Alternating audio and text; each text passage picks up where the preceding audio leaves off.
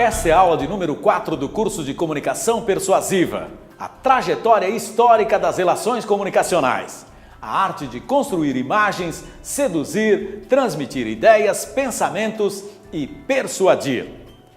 Para nós encontrarmos dentro da complexibilidade das relações comunicacionais dos dias de hoje, se faz necessário não somente sermos usuários das tecnologias de informação e de estratégias para realizarmos relações de comunicação persuasivas. Precisamos conhecer mais, compreender e pensar sobre a forma, sobre o como a humanidade vem se comunicando e se relacionando. Para que isso aconteça, vamos ver nesta aula algumas informações importantes, para que tenhamos consciência sobre o como nos relacionamos e o como nos comunicamos. Inicialmente, quero chamar a atenção para 4 conceitos-chave que vão nos ajudar a compreender essa trajetória das relações comunicacionais. São eles: movimento e aceleração e tempo e espaço. Lá vamos para a nossa viagem. Desde os primórdios da humanidade, nossos relacionamentos e a forma de como nos comunicamos estão intimamente ligados a esses 4 conceitos. No início, o movimento era bastante lento. Procuremos visualizar uma espiral com anéis pequenos, com um espaço grande entre um e outro. As relações e a forma como nos comunicávamos era lenta, mas sempre em movimento e num crescente de aceleração. Em um momento da história, a humanidade diminuiu o ritmo de como nós nos comunicamos? Não, sempre foi num crescente em velocidade. A visão do mundo, das pessoas, o ritmo de vida fez com que, em uma data marcante, em um momento da história da humanidade, tivéssemos conexões de concepções, de tempo e de espaço diferentes. Conforme a humanidade foi migrando e se instalando em pontos diferentes do planeta, a sua percepção foi mudando, se alterando. Vamos juntos voltar no tempo para cerca de 200 mil anos antes de Cristo. A ciência data nesse período o surgimento do Homo sapiens, que significa homens e mulheres que pensam sobre o fato de existir, que são reflexivos, e do Homo demens, tido por louco enquanto vivo e geralmente reconhecido como gênio anos mais tarde, devido à sua criatividade e audácia em quebrar paradigmas. Há cerca de 200 mil anos antes de Cristo, os homens e mulheres viviam e se relacionavam de maneira muito limitada e simples. Ainda não existia um código linguístico de fala evoluído e complexo tal como nós temos hoje. As pessoas se comunicavam essencialmente por grunhidos e pela forte expressão corporal e instintiva. Neste momento histórico, as ideias sobre o tempo e o espaço eram bem diferentes das atuais. As pessoas viviam em cavernas, em ninhos, no ritmo do sol e da lua. O dia existia para descobrir a vida, a natureza, as possibilidades. A noite para descansar e dormir.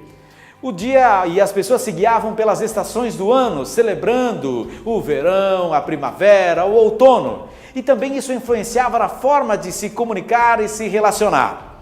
A comunicação humana era 100% presencial. Não havia outra forma de interação, de transmitir conhecimentos, senão ir ao encontro físico com o outro. O tempo foi passando e com ele as pessoas vão buscando novidades. De pequenos clãs surgidos na África setentrional, os grupos familiares nômades vão crescendo e formando pequenas comunidades e migrando por diversos lugares do planeta.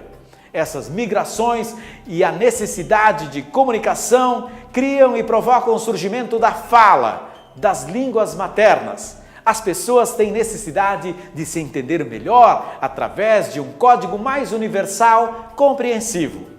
Os sons codificados passam a ter sentidos para um grupo de pessoas. Recordamos aqui o homem e a mulher da Idade da Pedra. Essas pessoas sentavam-se ao redor de grandes fogueiras para contar histórias, para falar de suas vidas, de seus medos, de seus sonhos. Nesse momento da história, começa a se configurar a era hegemônica da oralidade, da voz. Por alguns milhares de anos, a humanidade utilizou como uma grande ferramenta de suas relações comunicacionais a voz, a fala. A história dos clãs, das aldeias, das nações era passada de geração para geração através da fala. Assim, foram se perpetuando a cultura, a religiosidade, os conhecimentos. O movimento era bastante tranquilo e as limitações muitas. A aceleração do estilo de vida, da forma como os relacionamentos aconteciam e da maneira de se comunicar demoraram dezenas, centenas de anos para ter pequenas mudanças.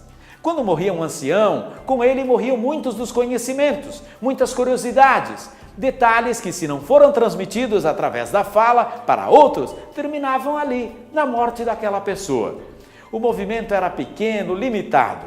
A fala, como única forma de transmitir conhecimentos, impossibilitava a expansão das relações comunicacionais. Mas também existiam características positivas. As pessoas eram falantes, habilidosos, tinham consciência de que para persuadir, convencer alguém, precisariam ser verdadeiros artistas. Nesse período, a história, a representação, o contar histórias tinham uma valorização muito grande. As pessoas investiam muito mais tempo de suas vidas para conversar, para dialogar, para ouvir também. Foram cerca de 175 mil anos de história, 100% presencial, serena e tranquila no que diz respeito à aceleração. Mais ou menos 25 mil anos antes de Cristo surge a agricultura. Civilizações antigas percebem que podem domesticar animais e produzir em cativeiro e aplicam a mesma técnica às sementes, aos vegetais e começam a produzir plantações de trigo, de cevada, de tâmaras, uva, milho e uma infinidade de outros alimentos. Com a revolução da agricultura, as pessoas passam a fixar morada em um mesmo lugar e isso muda o estilo de vida. De nômades, as pessoas passam a viver em comunas, cidades. De lá até cerca de 3.500 anos antes de Cristo, esse estilo de vida faz com que as pessoas desenvolvam o código da escrita para ampliar as possibilidades de comunicação e de relacionamento. As sobras da agricultura poderiam ser trocadas entre as famílias, desde que alguém conseguisse se comunicar. Estavam sendo formados grandes impérios, grandes nações que viam a necessidade de novas estratégias de se comunicar com os seus súditos. O rei, os imperadores sentiam essa necessidade.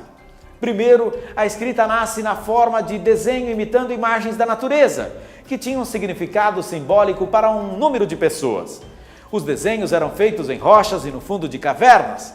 Era uma espécie de registro escrito em imagens da história para as próximas gerações. Depois vem o papiro, o couro de ovelha e outros animais que servem para a escrita. O papel. Em 1400 d.C. surge a impressão gráfica em larga escala. Conhecemos este período que vai até o surgimento da escrita como a era hegemônica da oralidade.